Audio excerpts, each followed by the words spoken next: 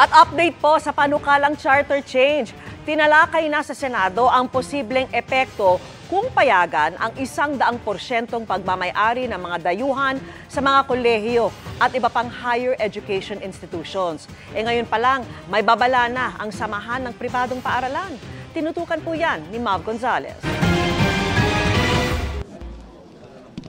Umpisa pa lang ng Senate hearing, nilinaw nang ang sasakupin ng pagluluwag sa edukasyon ng pagbabago sa economic provisions ng konstitusyon ay ang higher education. Ito yung mga paaralang pangkolehiyo, technical at vocational education. The intention is to keep basic education in the hands of Filipinos.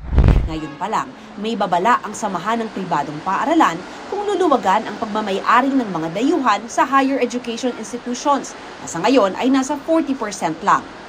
If we allow foreign citizens to control, own, and administer the institutions that we are looking at, that may be prejudicial to our Filipino culture, values, moral, and spiritual matters. Baka they may be in danger. Sabi ng isang Pilipinong nagtuturo abroad, maraming bansa na sa rehiyon ang nagbukas ng edukasyon sa mga dayuhan.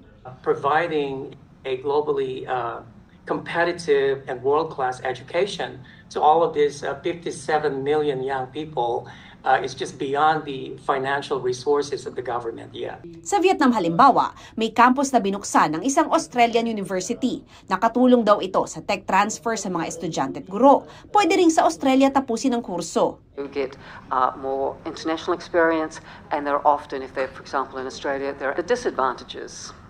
In all honesty, there are some disadvantages.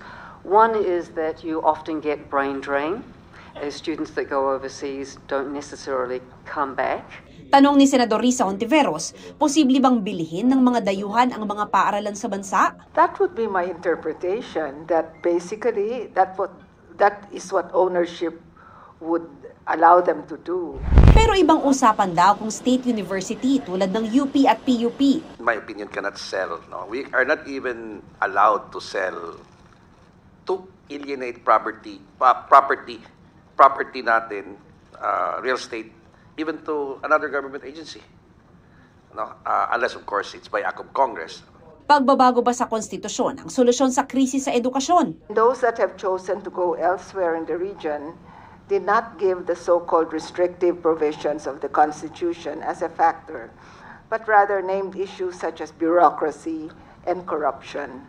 Hindi rin daw pwedeng ikumpara sa Pilipinas ang karanasan ng mga bansang may foreign universities gaya ng Malaysia at Singapore. Top foreign universities are attracted to establish offshore campuses in Malaysia and Singapore because of a favorable education and business environment, like incentives, the ease of doing business. Yes, the Philippines at present is not similarly situated. Samantala, ikinatuwa naman ng Senado ang paghahain ng resolution of both houses number 7 sa Kamara na tatalakay rin sa economic provisions na dinidinig nila ngayon. Imbis na magbangayan, mag-daily press conference na tinitira lang ang Senado, mas okay na magkahiring na sila dito sa RBHM at pag-usapan. Para sa GMA Integrated News, Mav Gonzalez, Nakatutok, 24 Oras.